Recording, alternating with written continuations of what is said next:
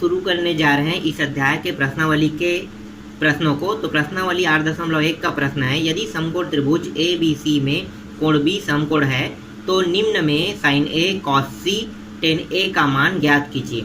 जबकि यहाँ पे जो मान दिया है प्रश्न में, इन मानों को रखकर हमें साइन ए कॉस और टेन का मान हमें क्या करना है, निकालना है। तो यहाँ पे आप थोड़ा सा देख लो, एक डायग्राम बना है साइड में। तो ये है, ये समकोण त्रिभुज है। समकोण त्रिभुज में ए बी और सी तीन बिंदुएं हैं। ए से बी को आधार कहते हैं, बी से सी को लंब कहते हैं और ए से सी को कर्ण कहते हैं। अब चलो प्रश्नों को हल करते हैं। तो प्रश्न क्रमांक 1 से शुरू करते हैं। तो प्रश्न क्रमांक 1 है, यहाँ पे लिखो, दिया है, क्या क्या दिया है। तो यहाँ पे है ए सी का मान कितना है, 5।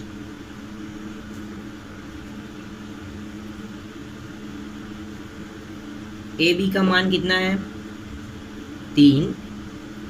और बी सी का मान कितना है, 4। ए सी का मान 5, ए बी का मान 3 और बी सी का मान 4। तो यहाँ पे मान रख दो। तो ए सी कहाँ पे है, देखो, ए और सी, ए सी कर्ण है और कर्ण का मान कितना दिया है, 5। तो ये रहा 5। फिर ए बी का मान कितना है, 3। तो ए बी का मान रख दो यहाँ पे, ए बी ये रहा। ए बी को आधार कहते हैं, तो आधार का मान है कितना है, 3 है। फिर बी सी का मान रख दो, तो बी सी लंब है, लंब का मान कितना है, 4। अब हम यहाँ पे आपके प्रश्न में जो चीज़ कहा गया है उसके हिसाब से चलते हैं। तो हमें क्या निकालना है, साइन का मान निकालना है, कॉस का और टेन का मान निकालना है। तो साइन जो है, साइन क्या होता है, तो साइन ए मतलब कोण ए का मान निकालना है। तो ये देखो, ये है साइन ए मतलब ये कोण ए है, तो ये इसी का मान हमें निकालना है। तो कोण ए के लिए निकालेंगे तो ये कौन सा कोण है, ये समकोण है कि न्यून कोण है कि अधिक कोण है। तो ये है न्यून कोण, जो 90 अंश से मान कम बताता है उसे न्यून कोण कहते हैं। तो ये 90 अंश से मान कम है, देखो ये 90 अंश से मान कम है, तो ये न्यून कोण है। तो यहाँ पे आप लिखो न्यून कोण ए के लिए किसका मान निकाल रहे हैं हम लोग, न्यून कोण ए के लिए साइन का मान। तो ये रहा साइन ए। अब साइन में देखो, साइन को क्या कहते हैं, तो साइन को लंब बटा कर्ण कहते हैं। तो लंब बटा कर्ण यहाँ पे लिखो, तो ये हो गया लंब बटा कर्ण। अब लंब का मान क्या है, यहाँ पे देखो, लंब क्या है, बी और सी, तो लिख दो यहाँ पे बी सी, और कर्ण क्या है, ए सी। तो ये हो गया ए सी। मान कितना है इसका, तो इसका मान 4 है और इसका मान 5 है। तो ये आपका आ गया साइन ए का मान निकल गया। अब हमें निकालना है कॉस सी का मान। तो कॉस सी में क्या होता है, तो देखो कॉस सी क्या है, क्या ये, यहाँ पे थोड़ा देख लो, क्या ये समकोण त्रिभुज है या समकोण है या फिर न्यून कोण है या अधिक कोण है। तो ये भी न्यून कोण है। क्यों न्यून कोण है, क्योंकि देखो यहाँ से यहाँ पे ये झुका हुआ है, 90 अंश नहीं है, इसलिए यहाँ भी क्या होगा, न्यून कोण सी के लिए लिखना है। यहाँ पे मैं न्यून कोण सी के लिए नहीं लिख पाया हूँ, आप लोग क्या करना है, यहाँ पे लिख लेना। तो न्यून कोण सी के लिए कॉस सी। अब कॉस सी में देखते हैं, तो कॉस सी क्या होता है, आधार बटे कर्ण होता है। तो यहाँ पे लिखो आधार बटा कर्ण। आधार का मान कितना है, पहले आधार का बिंदुओं को देख लेते हैं। ए से बी गया, तो ये हो गया ए से बी, उसके बाद ए से सी, मान रख दो। इसका मान कितना है, 3, और ए से सी का मान कितना है, 5। इसके बाद हम लिखेंगे टेन के लिए।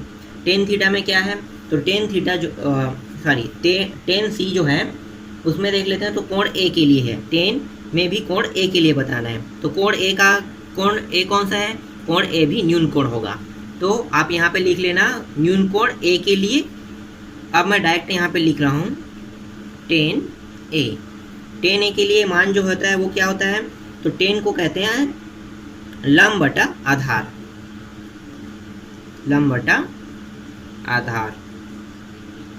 ये पॉइंट अगर आपको समझ में नहीं आ रहा होगा लंब और आधार कैसे आया होगा, तो मैं इससे पहले एक वीडियो डाला हूँ फार्मूला वाला, उसमें आप जाके इसको देख सकते हैं कि टेन के लिए क्या होता है, कॉस के लिए क्या होता है, साइन के लिए क्या क्या होता है। तो उसमें ये सभी चीज़ों के बारे में मैं बताया हूँ। अब देखते हैं लंब क्या है, बी सी, लिखो यहाँ पे बी सी, और आधार क्या है, ए बी, ए बी मान रख दो। तो लंब जो है बी सी का मान कितना है, बी सी का मान 4 है और ए बी का मान कितना है, 3। ए बी का मान आया 3। अब यहाँ पे नीचे में एक पॉइंट लिख लो, अतः साइन ए बराबर कितना है, 4/5 आया।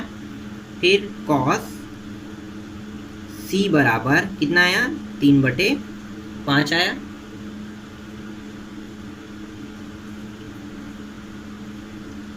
और